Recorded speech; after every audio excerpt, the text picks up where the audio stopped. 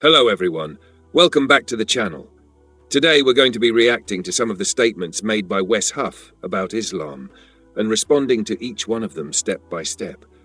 We're going to break them down, analyze them, and see if they actually hold up. Before we start, just a quick disclaimer. This video is not meant to insult or attack anyone's beliefs. The goal here is to discuss ideas, analyze arguments, and compare perspectives in a respectful way. If you disagree, that's completely fine. Just keep it respectful in the comments. Let's get into it. I was genuinely interested in it because of the interplay historically with Christianity and Islam. And also just trying to figure out, okay, well, what are the claims of this worldview? Could they actually be legitimate compared to something that I was raised to believe? And ultimately, I found them very wanting. Really? What would you say? What are some of the main teachings in the Quran? Well, I think Islam has an issue in that there are historical articulations of what's going on in the biblical stories that are just false. So the main one would be in the Quran, Surah 147. It denies the crucifixion. So it says that it has the Jews speaking and say, "We crucified Jesus, the son of Mary," which is kind of an odd thing. If the Jews believed he was the Messiah, that they were crucifying him. Here he brings up the crucifixion as a criticism of Islam, and we'll deal with it properly later.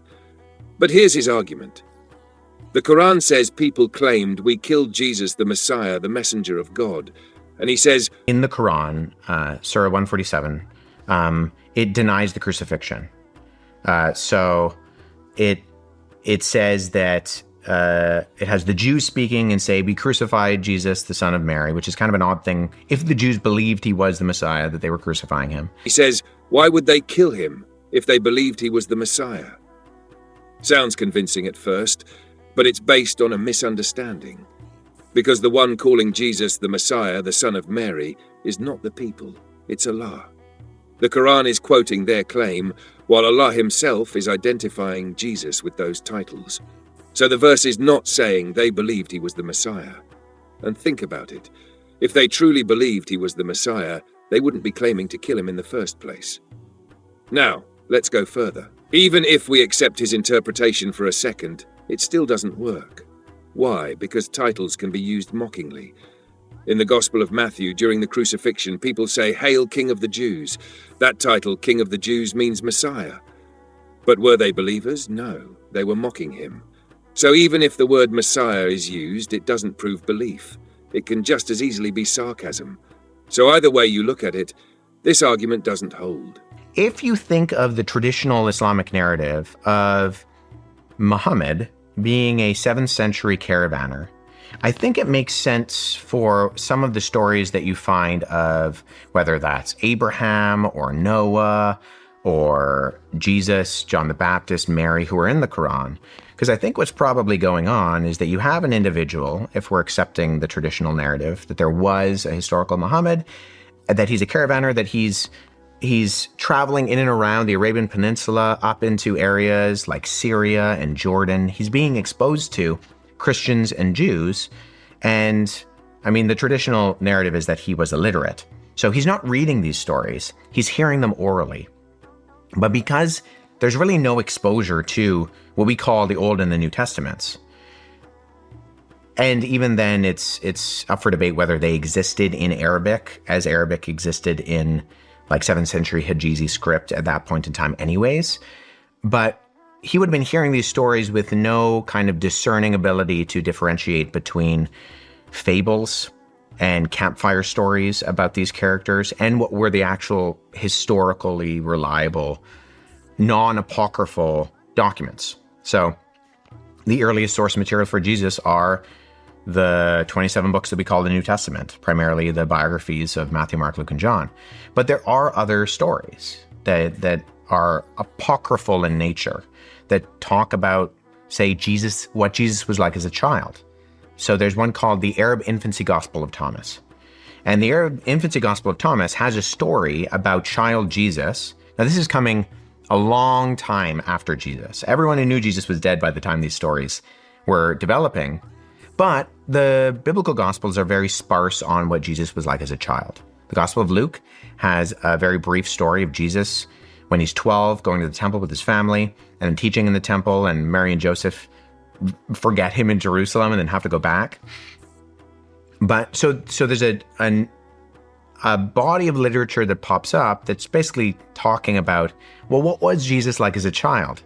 And so infancy narratives become kind of this very popular, if we want to call them fan fiction, it's not really like a proper historical designation, but kind of like that. Now, this is the classic claim. The Quran copied from the Bible and from apocryphal texts. You hear this all the time, but when you actually break it down, it falls apart. First claim, that Prophet Muhammad was constantly traveling, hearing stories, and later repeating them. Because I think what's probably going on is that you have an individual, if we're accepting the traditional narrative, that there was a historical Muhammad, that he's a caravaner, that he's traveling in and around the Arabian Peninsula up into areas like Syria and Jordan. He's being exposed to Christians and Jews. And I mean, the traditional narrative is that he was illiterate. So he's not reading these stories. He's hearing them orally. But that's not even accurate. At most, there are two journeys. One as a child, around 12 years old, and one at around 25, for trade. That's it. Now think about what's being claimed here. That decades later, from the age of 40 for 23 years, he's recalling detailed stories on demand. Entire narratives like the story of Joseph, perfectly structured, consistently delivered. That's not just unlikely, that's unrealistic. So this idea that he was collecting stories and reproducing them later doesn't stand. Now, second point, this is important. Similarity does not equal copying. If that was the rule, then the Bible itself would be accused of copying. The story of the flood exists in the Epic of Gilgamesh. So why don't Christians say the Bible copied from it? Instead, they say these are real events recorded by different people. Okay, good. Then apply the same standard to the Quran. But they don't. That's the problem. Now about apocryphal texts. Apocrypha doesn't mean false. It just means non-canonical. Even Christians use apocryphal writings for historical context, so that argument doesn't work either. Now let's talk about the infancy gospel. The earliest Arabic versions come centuries after Prophet Muhammad. So where's the evidence he had access to it? There is none. And remember, the Quran was revealed over 23 years, mostly in Mecca, where there were no major Jewish or Christian centers. So again, where is he getting all this from? Now here's the strongest point. If the Quran was copying, it would copy mistakes too, but it doesn't. It corrects them. Example, the Bible calls the ruler at the time of Joseph Pharaoh, but historically that's incorrect. That title wasn't used in that period. The Quran gets it right. It calls him king in Joseph's time and Pharaoh in Moses' time. That's not copying, that's correction. And it doesn't stop there. The Quran mentions things not found in the Bible or Apocrypha, like Abraham's people worshipping celestial bodies, sun, moon, planets, which later matches archaeological discoveries from places like Ur. So again, where did that come from? And finally, the New Testament itself, written decades later. Full manuscripts, centuries later. Even early church figures like Origen talked about corruption. So the idea that the Quran is unreliable while the Bible is perfectly secure, that just doesn't hold. And one of these is the Arab Infancy Gospel of Thomas, which has a story about Jesus making clay birds by a riverbank. And then some of the Jews get mad at him because it happens to be the Sabbath, and he's working on the Sabbath, and so the story goes that he breathes on the birds, they turn into real birds, and the evidence flies away. This story ends up in the Quran. And we know that this is an apocryphal story. We know that it has no historical designation of actually being tied to the first century itinerant Jewish rabbi, Jesus of Nazareth. But it is something that would have been available, potentially in oral form, in the Arabian Peninsula in the 7th century. Now this one is simple. He says the Quran confuses Haman from the Book of Esther with a minister of Pharaoh. But this only works if you assume they're the same person, which is the mistake. Two people can have the same name and be completely different. That's just common sense. The Haman in the Quran, a minister under Pharaoh, connected to construction. That's it. The Haman in the Bible, a Persian figure, with a completely different story, different role, different setting, different narrative. So where's the confusion? There isn't one. Now, if we look historically, there were figures in ancient Egypt involved in construction and religious service. Some even connect the name Haman to titles linked to Amun, like servant of Amun. And here's the key detail. Hieroglyphics weren't even deciphered until 1799. So instead of confusion, this could actually point to historical accuracy. And ultimately, Surah 4, verse 157, that denies the crucifixion. That's a pretty serious one. What does it say? What does it say? I mean, it denies the crucifixion. Yeah, it says that he was neither killed nor was he crucified, but it was made to appear to them. And it says that even those who proclaim it are in doubt about it. So part of the problem is that there's a little bit of ambiguity in the wording of the Arabic. So some Islamic exegetes and interpreters have interpreted this as he wasn't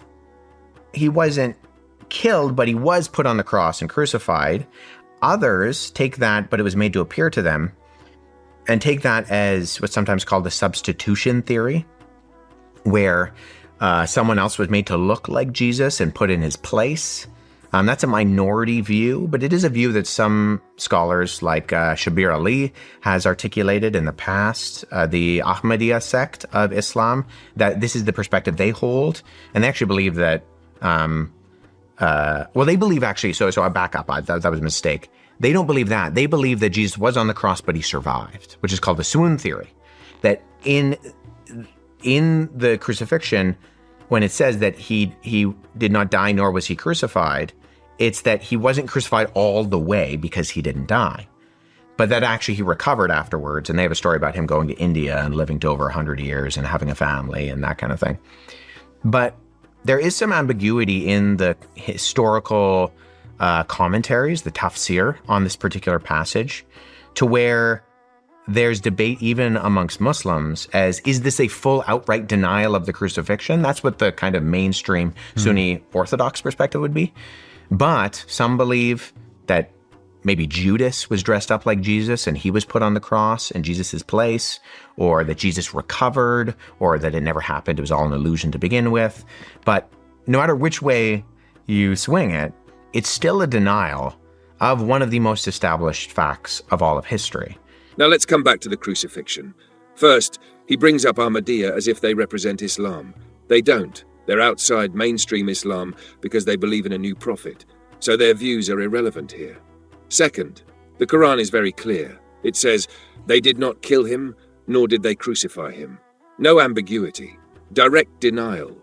Now he claims this goes against established history, but when you actually look at the evidence, that claim doesn't hold. The gospel accounts themselves, they differ. Details about the resurrection, they're not consistent. Eyewitnesses, none.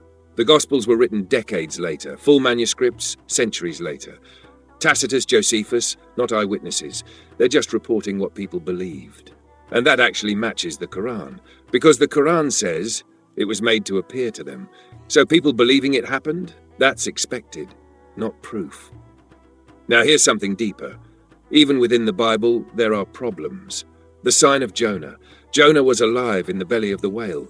So if Jesus is repeating that sign, it implies survival, not death. Then you have the timeline, 3 days and 3 nights, but Friday to Sunday, that doesn't match. So when you really analyze everything, the crucifixion is not as solid as it's presented. In fact, the more you dig into it, the more questions come up. At the end of the day, when you really take the time to analyze these claims, they're not as strong as they seem. Study before you speak. If you want more content like this, make sure to like and subscribe. And if you have any objections, leave them in the comments. I might make a full video responding to them. I'll see you in the next one. Peace.